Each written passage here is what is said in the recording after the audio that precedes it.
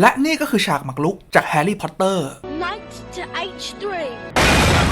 ในตำแหน่งนี้นะครับรอนวีสลีย์เล่นไนท์ H3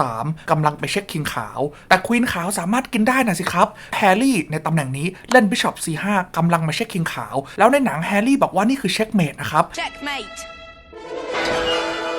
แต่จริงๆแล้วเนี่ยขาวสามารถเอาควีนมากันได้ครับแล้วหลังจากที่กินเข้าไปต่างหากถึงเป็นเช็คเมทแต่ก็มีอีกวิธีหนึ่งที่จะสามารถชนะได้ไวกว่านะครับคือการเอาบิชอปมาเช็คคิงบังคับให้ควีนกินเข้ามาแล้วค่อยนะครับเอาม้าไปตีทำให้คิงขาวได้โดนเช็คเมทไปแต่ถ้าเป็นวิธีนี้เนี่ยแฮร์รี่นะครับจะต้องสังเวยตัวเอง